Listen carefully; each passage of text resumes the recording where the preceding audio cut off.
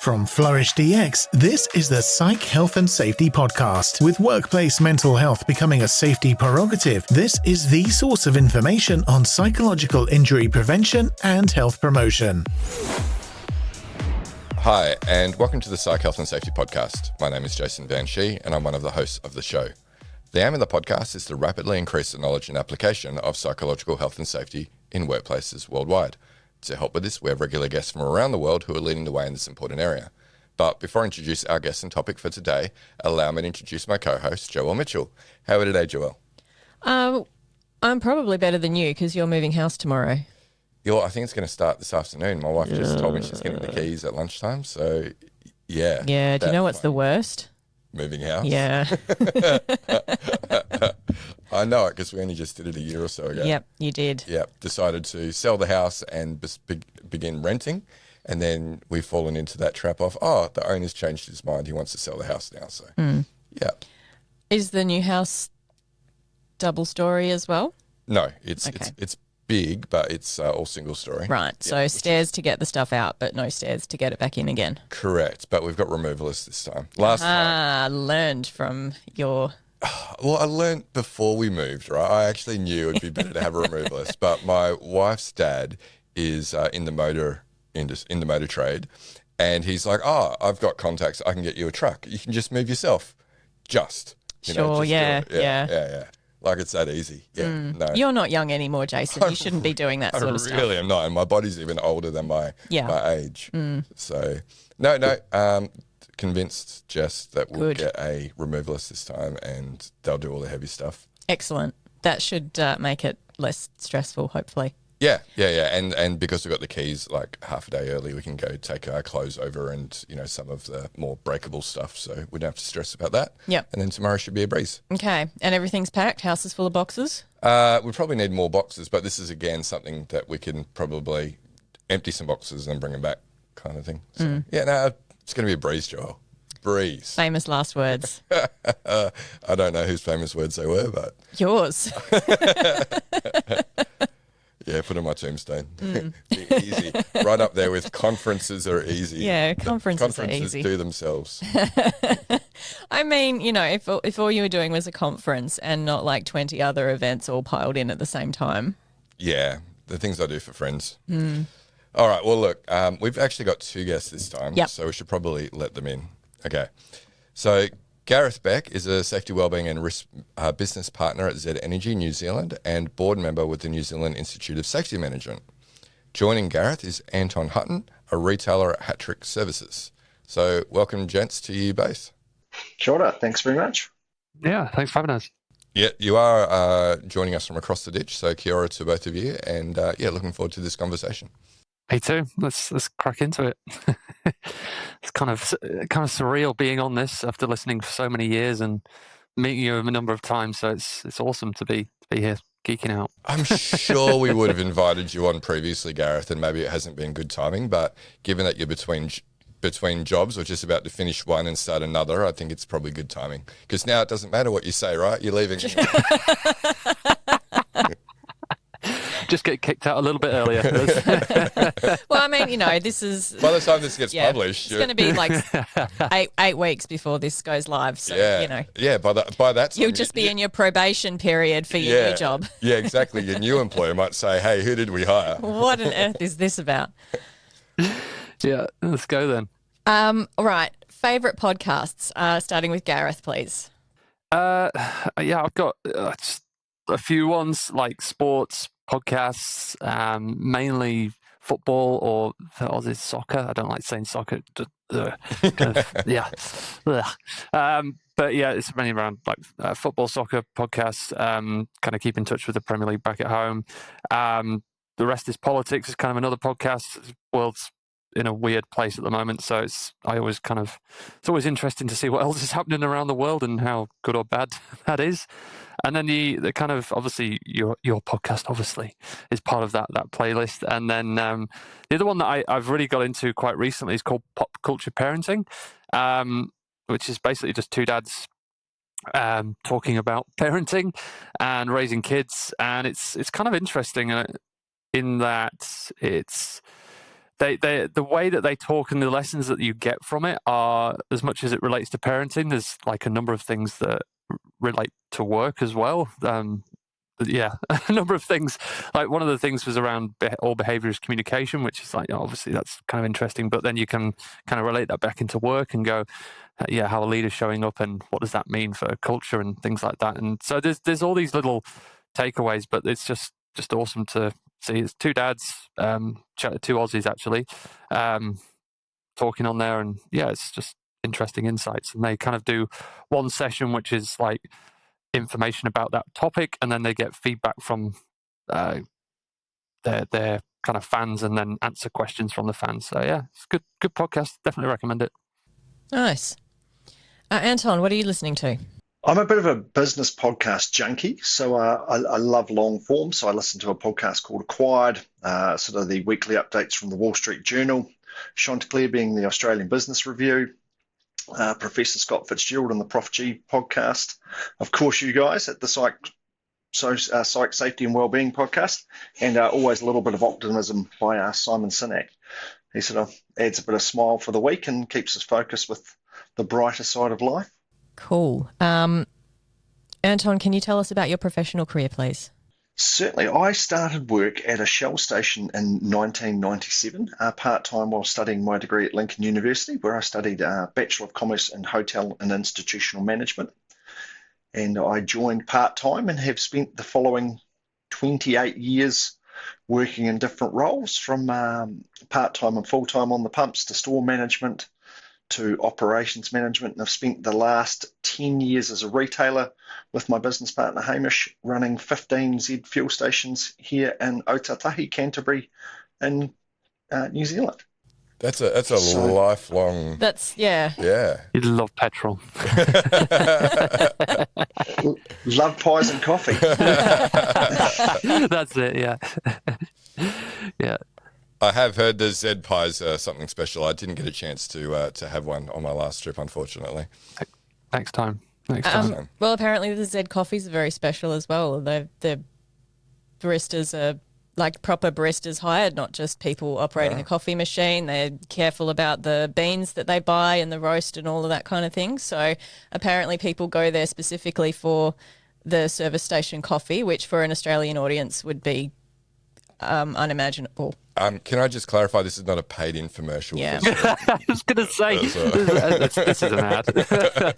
Come to Z for your best coffee ever. And get a pie. I'm just saying what I've been informed about. I can't verify that information for myself. So I can absolutely verify all that for you. We have a passionate team making great coffee and serving phenomenal pies 24 hours a day, every day of the year at our locations.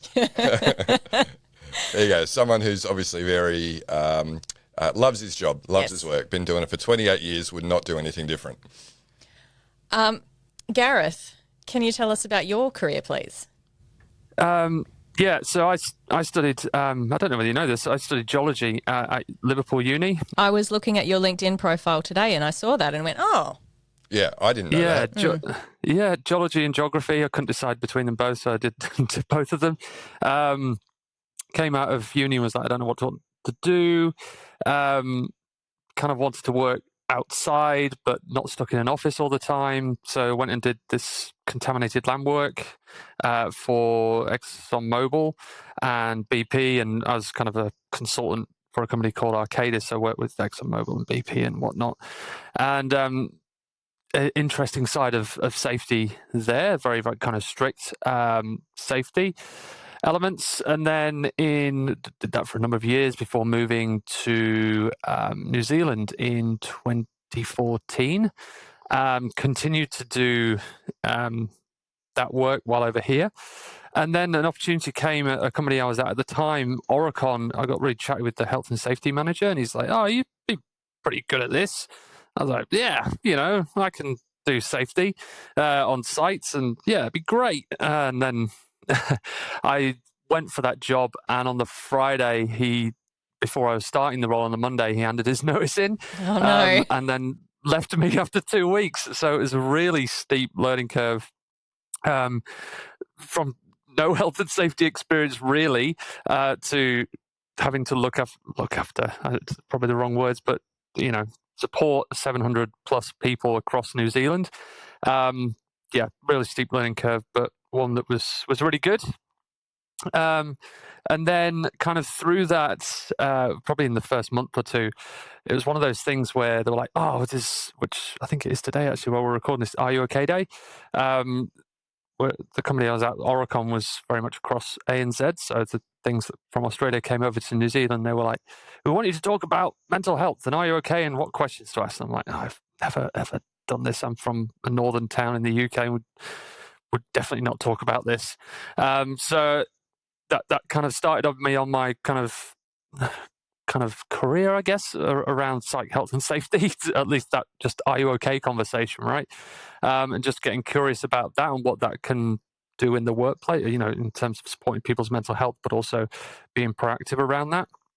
And for a few kind of years later, an opportunity came to move to Air New Zealand as their Wellbeing business partner. So moved there with them for just over a year. Fantastic year and a bit with Air New Zealand.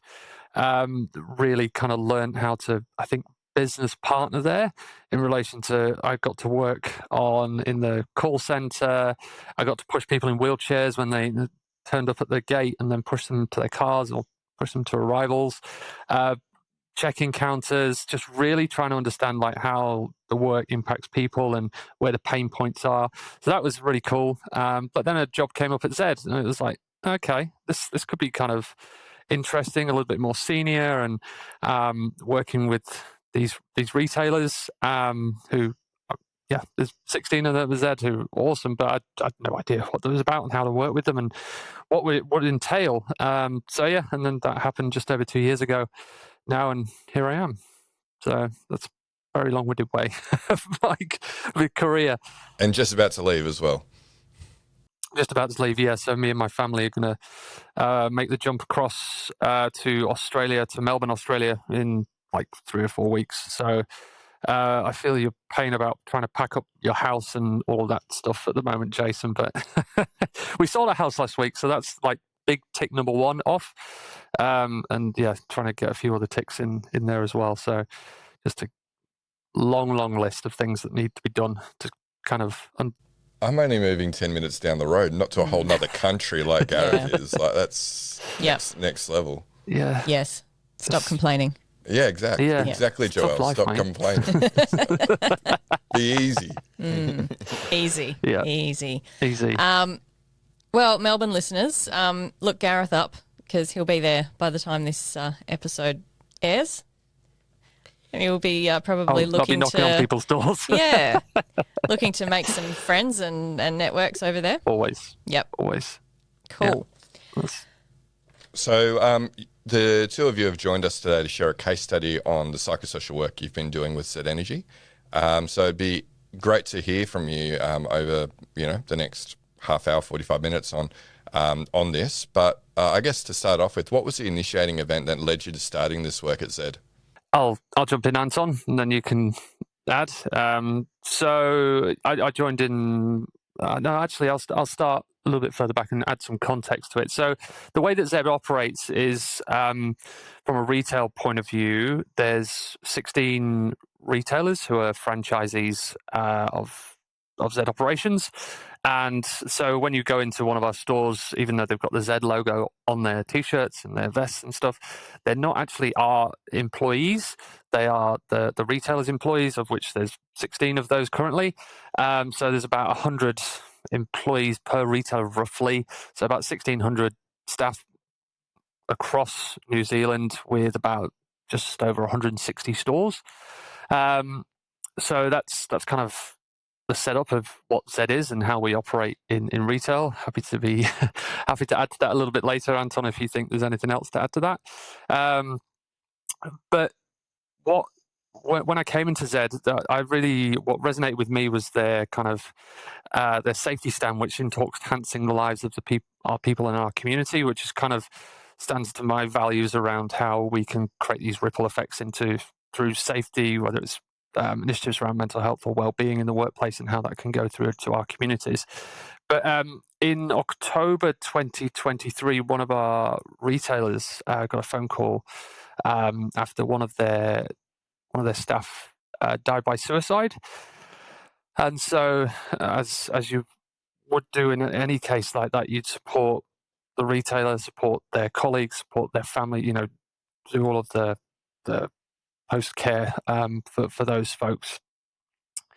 And it was about 5 months after that event that we got a knock at the door from WorkSafe, who had been notified of that suicide, and they'd been told that Zed had potentially contributed to that suicide in relation to pressure to take shifts, and that individual also worked night shifts as well, which had said to have contributed to that.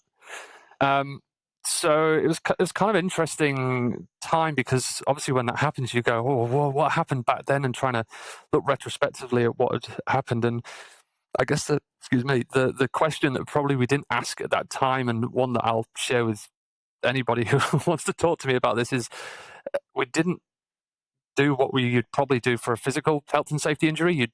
We did the reactive piece. We, looked at how we can mitigate that in terms of the people around that individual, but we didn't then go back and look what further up the chain of proactively where are our systems at, what have we got, or what not, or what have we not got, and do we understand our risks and those kind of things. So as soon as WorkSafe came in, they were like, right, demonstrate to us your systems that you've got, demonstrate to us that you understand your risks, demonstrate the way that you can report psychological harm in your workplace. And to be honest, probably about 99% of businesses in New Zealand don't have anything like that. Is probably the your standard EAP and maybe some guides around how to have a conversation if you're lucky. So it kind of set us on a bit of set the ball rolling really around actually looking at all of our systems at Zed and with our retailers, not just around psych health and safety, but actually looking at our systems in the essence that they were not really fit for 2024 / now 2025. So we did a full reset of those systems, and really that started with a safety day for all of our retailers to come along to back in August 2024. And at that safety day, it started to start that conversation with them, with our retailers, around actually what is psych health and safety. So yeah, I was going to say, Gareth, I guess you're quite fortunate in that you'd already done some work in the psychosocial safety space before joining Zed, given your previous role at Air New Zealand. I'm interested to know, in your opinion, do you think that Zed would have moved on this without having the suicide and having WorkSafe come and ask for this level of information? It's hard for me to, I don't know, is my, I guess, first initial response to that. But we were having conversations, and actually used one of your tools to kind of get a bit of a sense check of where our systems were at. Kind of presented it to my manager, but it's not a nice thing to kind of, my manager's kind of worked on these things for a number of years as the team, and then you kind of come in after 6 months and go, hey, this is not good enough. And there was kind of some good debate and conversation there, but it was kind of like, where are we going to fit this in this year to kind of uplift our systems?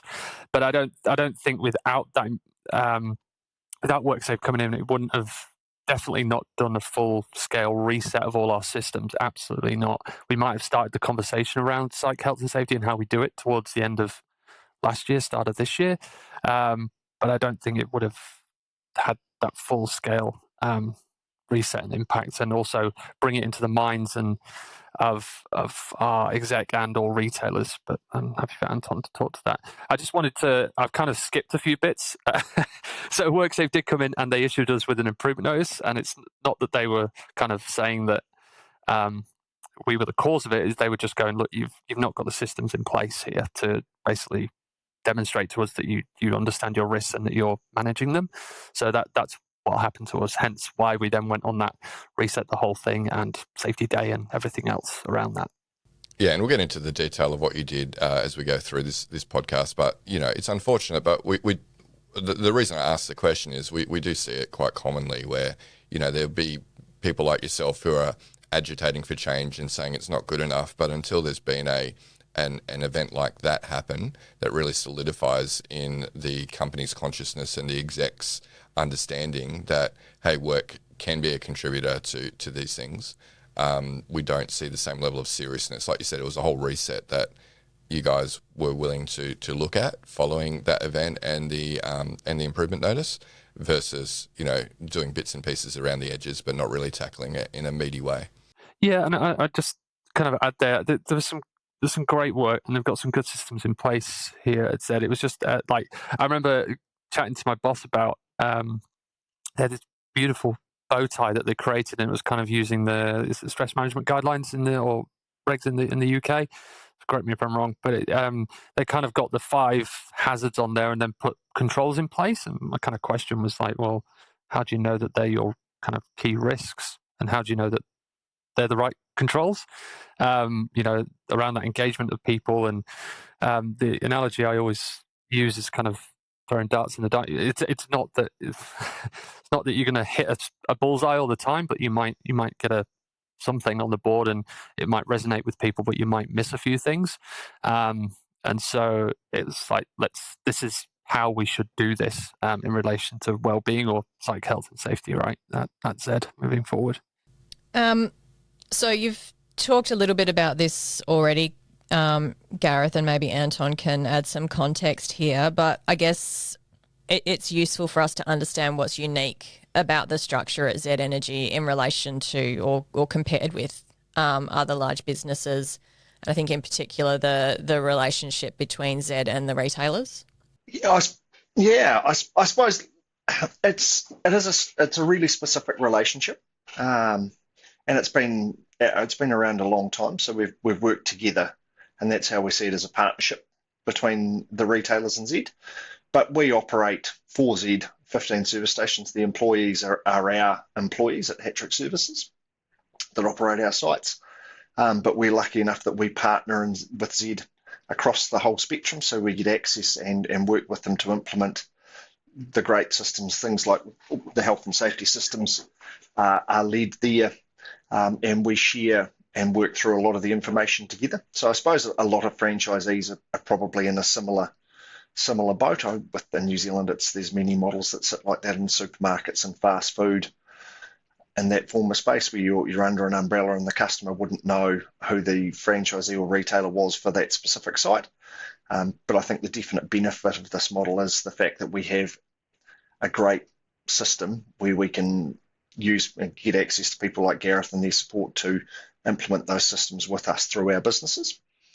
And as the PCBU here, it's for us making sure we are hitting all the marks in terms of safety and wellbeing across our teams. So you said you're the PCBU. Gareth, does Zed Energy as an entity have a legal duty there as well? I guess to Anton's point, in that we work closely, and I think this was what WorkSafe kind of not struggled with. They were just trying to understand. That was what they really tried to understand when they came in. And so as much as the improvement notice landed, it landed with the retailer. There was obviously some words in there to the effect of Zed Energy, you look at yourselves kind of thing as well. But we work so closely with each other. This, as Anton says, the systems we put in place, our retailers then take and use for themselves. And we regularly catch up. Everybody's very close knit. In Zed and the retailers, we work closely with each other. We have what's called a panel, which is kind of a retailers who are voted onto that kind of bring messages from our other retailers, and obviously Zed then bring messages from Zed, and then they have a discussion of how it's going to kind of integrate into works on site and how we work together. So it's very, as much as they are franchisees, we work very closely with them all the time. So. And Zed Energy obviously has other operations and has its own employees and all of that kind of thing. Correct. Outside of the retail branch, yeah. Yeah, so there's our supply. So obviously there are big tanks that supply fuel around the country. We've got our kind of energy solution space, which is around EVs, and then there's kind of corporate as well, which is obviously corporate. Okay, so you had the suicide event, you had WorkSafe come in, issue an improvement notice to a retailer and told Z Energy to look at themselves as well. How did you decide what to do following that? Well, I mean, it's useful on the improvement notice that they kind of tell you what you need. But there was 4 components to that. It's like understand your risks, or do you understand your risks, and look at the 2 things that we've kind of been accused of is like, well, is night shift causing harm, and also the pressure to take shifts. Do you have any systems in place around how you manage that pressure? Do you have a way to report psychological harm incidents into your current system? Training, resources, what have you got, which was, needs improvement. And also, have you undertaken a risk assessment, to actually understand what are your risks, not only around night shift work or whether there's pressure to take shifts, what's your risk profile around psych health and safety. So that was kind of the recommendations. And so, as I say, when we were kind of pulling together this evidence for WorkSafe, it was actually it was challenging to pull it together because we had a system, and probably like many systems around the world, there's you add stuff to it and then you don't take stuff away. So you're trying to look at what the latest version of that is and manage that, and then pull things from different areas and what is the most recent one, and is that the right page? And so it was like, we need to get this into an order and in a state that where we can manage not just psych health and safety or well-being, it's like our other risks as well, because we want to be able to, if somebody knocks on the door, be able to demonstrate to auditors, WorkSafe, even, as a retailer, demonstrate to Z that I'm managing hazardous substances, I'm managing emergency response, I'm managing psych health and safety, right? So that's basically what we started to look at, and worked with the retailers at this kind of safety day, which culminated in, hey, we're going to do this big reset, which is going to basically review all of our documents on our intranet. It's review how we actually look at assurance and how we get assurance from retailers that they are managing their risks, and also they can demonstrate to us how they're doing that. And also, as I say, introduce them to this concept of psych health and safety for some who probably never even heard of the topic, or even this word psychosocial. So yeah, that was kind of that part. Yeah, I'd be interested to know, Anton, from your perspective as a retailer, and obviously not being a health and safety professional, what did you know about psych health and safety at this stage? Not a lot in that format. I mean, well-being has always been something at the heart of our business, and we've always been passionate about looking after our team, but certainly looking at it as a factor of harm at work and a really specific risk analysis around it. It certainly was a what the hell is this kind of moment, and then what do I need to do about it? And to be fair, your podcast was one of the really great resources available where you could quickly learn a lot from industry professionals right around the world, to be fair. So it was really powerful at that time. So when we first got it, Gareth introduced it, sort of said, this is where we're going and this is what we're doing. I actually had the folder out from the very first session yesterday, when we were doing a show us session with our business development managers, where we basically show them all the things that we've got in place and we're doing. And yeah, it was a really valuable tool to come back and go, okay, what are the sessions? What are the things we're talking about? And then, what are we going to do? So Gareth led that piece well, but just to be able to go in and keep learning was so good, because it was quite overwhelming for those first few. Yeah, I can imagine that. And we do get that a lot. And often there can be pushback from operators like yourself, where it's like, hey, we're not responsible for people's mental health. We have wellbeing and EAP services, so we're doing all we can anyway, and not really considering, what are some of these other factors that you could actually influence through the design and management of work. So how easy or quickly were you able to reconcile that in your head regarding this mind shift that you had to have regarding mental health management based on your, I guess, previous experience of what workplace mental health looked like? Well, the great thing is Gareth brought in really an integrated process. So it began with everything we were doing at the time. It fitted in as I learned more about it, as we saw what was coming with being able to do the survey and then learning all the things that could cause harm and then working back through it that way. It fell into, okay, I absolutely get it. I think the struggle was just really learning all the different factors and becoming so acutely aware of all the different factors that influence all our team members in really different ways. And thinking in a mindset that all these things can cause harm to different people at different times in different ways. And when you're working with the public, it's an ever-changing environment. It's not like a constant noise, a constant flow of one thing or another, or constantly in a truck. Every day is incredibly different. That was probably the biggest challenge, was the reconcile of how 2 days can be invariably different for people and cause harm in different ways. I kind of just come in there as well, Anton. It was really hard for me. Sorry, but it was actually hard because I knew there's, I was working on a bell chart of people who had kind of heard of this wellbeing and people who are just like, I have no idea what is this. And I actually went back and listened to your first podcast because it was like, I really just want to understand those key concepts.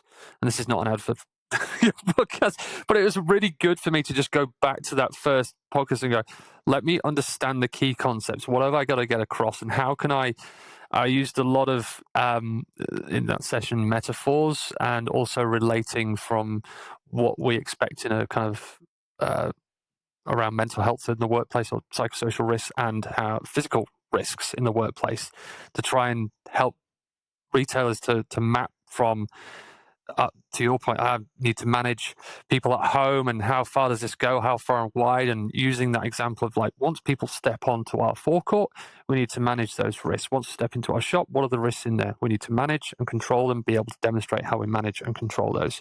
So that was kind of the shift I tried to take, and using, like, I always use the one at work at height, where you're like, well, if you just turned up at a construction site and you had somebody there's like, oh, if you fall, you'll have a doctor, or if you fall, we'll have our first aiders to kind of catch you. You'd definitely not go and work up, 5-6 stories, because you'd be like, hell no. But, if you've got controls about protective barriers, if you've got harnesses, if you've got kickboards, if you've got ways up to there that are not just ladders, you're more likely to be able to have a good, productive work environment.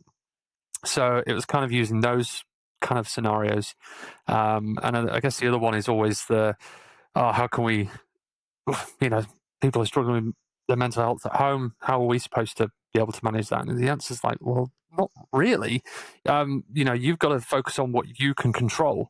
Anton might go raving every weekend, but we can't control that. What we can control is what noise is in the workplace, and manage that for him. If he wants to go roving every weekend, which I don't think he does, he can. But it's using those kind of examples, which are kind of collected around, whether it's through conferences or podcasts like yourselves, to be able to try and translate that into a language that people understand. And I guess the other one is the term psychosocial itself is quite confronting for a lot of people. So even talking to retailers just about, let's talk about well-being risk as a starting point. And even some of our retailers said, like, well-being for some of their team is a bit like, oh, okay, that's a bit too much. So even talking just about body and mind, it's just getting back to basics in a language that people understand. You've got to kind of meet your kind of stakeholders where they're at, not force stuff onto them and hope they, absorb it at some point. So there was a lot of preparation for that day to try and get it into bring myself back to what's kind of fundamentals for those individuals. Do you need more psych health and safety in your life? Then head over to the Flourish DX Academy for several free on-demand e-learning courses. If you're an internal professional, follow Flourish DX on Eventbrite to register for any of our free fortnightly interactive webinars. Our flagship professional practice program is also exclusively available for internal professionals.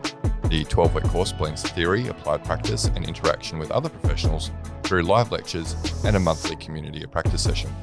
Find out more about all these learning opportunities or inquire about a bespoke in-house training at the Flourish DX Academy. www.45003.org. Now back to this episode. Yeah, language is so important, and like you say, meeting people with where they're at rather than trying to scare them or potentially scaring them, not necessarily on purpose, with some of the terminology that we use.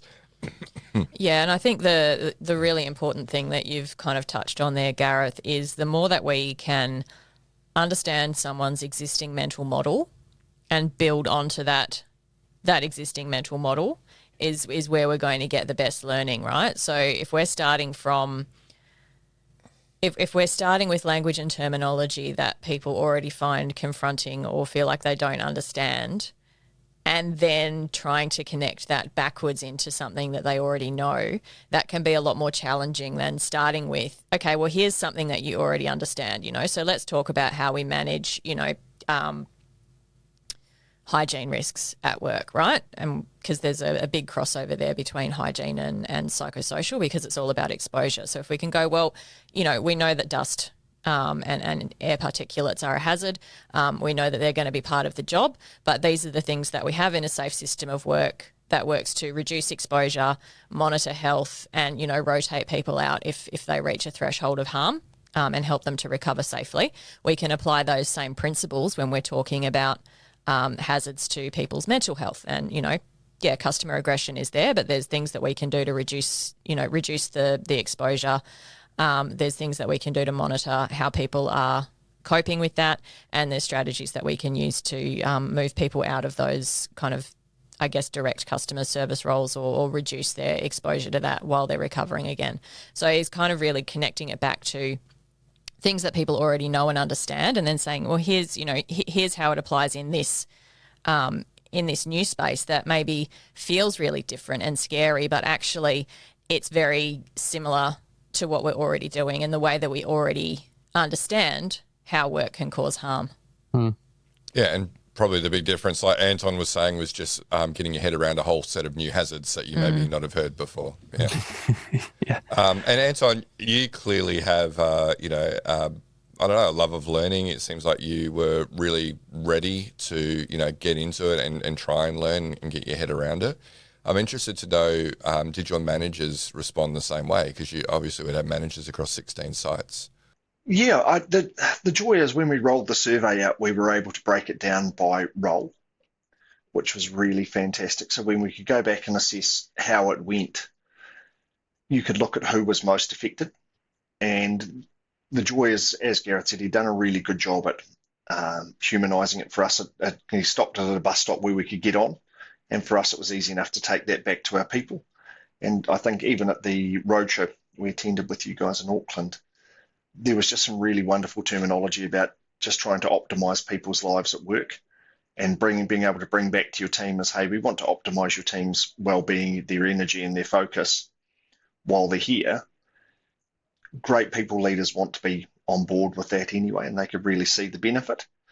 Were we scared as a group about what it was and what we were going to do? Absolutely. I mean, there's that uncertainty exists when you're launching into something new, and people wonder, are they going to be judged? All those things that come with it, because you put your heart and soul into leading a team well, and it comes back that maybe people feel that they're being harmed or they're not being supported. It's hard not to take that personally when you really care about those that work for you.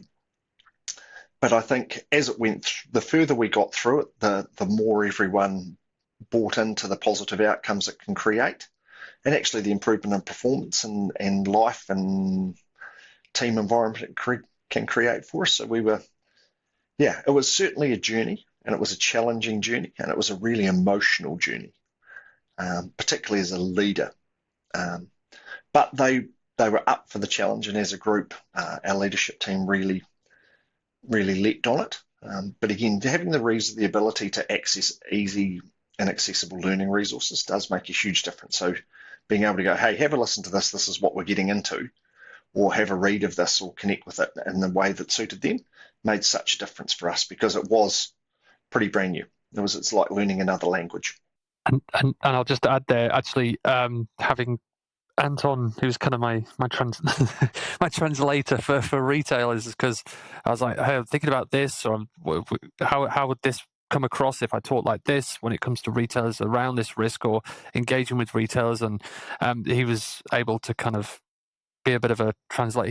He's worked in this business for a number of years compared to my two. So, having that person there to go, hey, I'm thinking of this. What do you think? Is really good. So definitely that's the learning that I've taken from this role in itself, is just having those people you can kind of just call upon to go, hey, I'm thinking about this, and make sure it connects with people, whether it's about language or just the concepts that I'm bringing in. So, because Anton had kind of listened to these podcasts, but the other thing is he came with challenges as well. He's starting to challenge me on my thinking, and I'm like, no, this is what we're doing, Anton. But it was good to have those debates actually, with that, and as I say, from a retailer perspective, rather than just, hey, we're having this theoretical conversation at a corporate level, and actually how it really hits the ground. So having that kind of champion and translator in his role was just fantastic to have. Yeah. So can you step us through the process that you followed, Gareth? Yeah. So we use your tool. So we kind of the way it worked is from November 2024, our retailers had 6 months to kind of implement these certain set of criteria for a myriad of risks, our critical risks across retail. And one of those was our wellbeing risk, what we call wellbeing risks. And within that, there was a certain set of criteria you had to meet, which included around a risk assessment undertaken through the Flourish DX platform. So there was that initial kind of survey that was sent out to all staff, and then based on the survey, it then kind of highlighted where the risks were in the business, whether it was around demographics, whether it was around certain sites, that we then went and undertook one or two focus groups on those more higher risks, or the demographics that potentially needed a bit more intervention or insight from. And the great thing is, we were able to use your consultants to do that. We just would have never had the capacity. Well, I wouldn't have had the capacity to do that. But also what was really interesting as well is some of our retailers, including Anton, were like, actually, I can run focus groups. I'll kind of get some insights from my team as well as kind of using your consultants. So, I know through your kind of training and things like that you said, oh, well, best to kind of take leaders out. But there's kind of also my understanding through retailers is that they are quite trusted by their team. So they were able to kind of get some really good insights, whether it was Anton or one of our other retailers who decided to take that avenue, got some really good insights. And I think what was the kind of, I can't remember which retailer said it now, but when they got the survey, they were like, actually, I know that site or that demographic are having a rough time, but actually now seeing that, I can now translate that through to that demographic or that site. That's now causing harm to my people. I knew it was a bit of an issue, but I didn't know it was that much of an issue, if you know what I mean. So they were now able to use that data to actually go, crap, okay, I need to get into action on this. So that's pretty useful. So focus groups happened, and then the retailers got their kind of reports from your consultant around what actions and improvements need to be taken in relation to the number of risks that came up for them and the insights that they were able to glean from those focus groups. I hope that's kind of what you were after.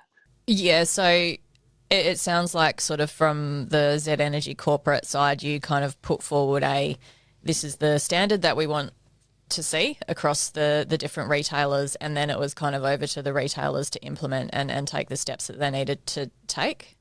Yes. So there was kind of a lot of work from my side to set them up, because it was like, I don't want to do, it's kind of a lot of hand-holding through this new process that they've never done before. So so there was a lot of setting up time and how do I do this, and trying to look at the certain demographics that we have. What do you want to measure? Is there potential ages you want to measure? Is there a certain job description that you want to kind of measure? Obviously, if there's more than 8 using your tool, are there any sites that we want to kind of bunch together so we can start to understand whether those particular sites are having issues or particular areas because they're in a rougher part of town that might get more abuse? Do we want to kind of look at those things? So there was all those kind of conversations to set it up. But I think one of the learnings, and I'm sure Anton will kind of talk to this, is I think we did the kind of safety day where I introduced them, but I think from my point of view there was probably a learning and definitely a challenge that came out of this. Was didn't really do the next part of it, which was, hey, this is the foundational knowledge, this is the process we're going to do, but actually it's the next piece, which is actually, okay, you're a leader, this is how this is going to land with you.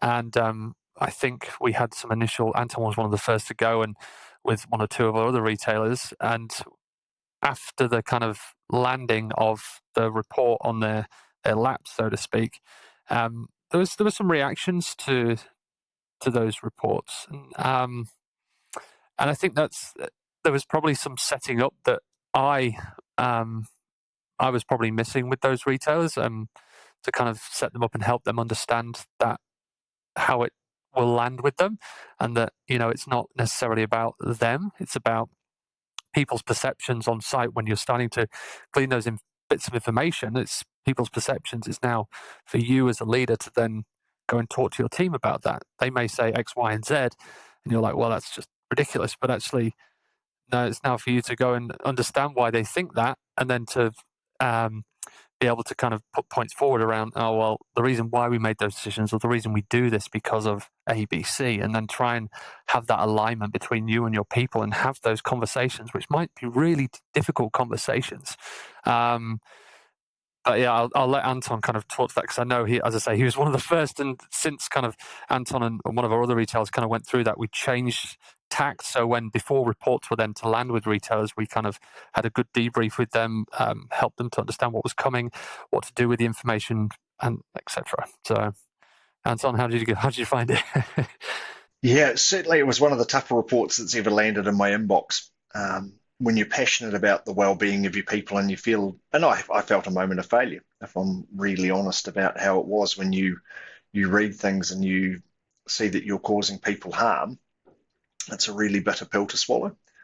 And as Gareth said, I think coming out the other end of it, it's having your mindset in the right place, that it's not about what it is or what you have or haven't done, but it's about how we can improve the lives and the well-being of people at work. And I think once you re-reference the mindset, it's a lot easier to get into action on. And I think, look, there were a couple of great podcasts that you guys did, starting with trust and do individual interventions work, were really interesting for me at that point in time.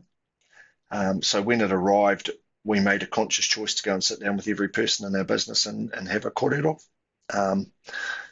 So we talked to everyone, and to get a little bit of context about what it was that landed with them, and what they were struggling with. And it was an interesting piece around to get things moving, and to see the improvement was actually a mixture of some bigger stuff and a lot of small stuff.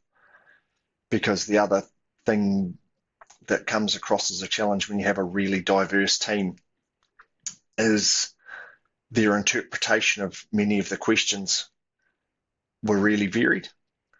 So we have people from over 10 different countries working with us, really diverse histories, and all that feeds into the way people deal with it. So I think that was quite a powerful process for both the team and for us, for them to hear the passion and the caring coming across for well-being, and vice versa, for us to interpret what it was for them in those areas, and being able to open the door for those conversations was really worthwhile. But yeah, I certainly think the setup post doing the survey to leaders receiving the survey and building the right mind space, and discussing the support mechanisms that are there for them are critically important, because it's a really huge challenge. I was lucky I had Gareth I could pick up and go, Gareth, this just... and having someone as caring and compassionate on the other end of the phone who could help put it in perspective, really worthwhile. And I think sometimes if you didn't have that, it could certainly, in its own way, cause a lot of distress for people. Yeah, really good points there, Anton. And probably, Gareth, part of or a significant reason why we don't like to have leaders in the focus groups, because there is that it is confronting for leaders to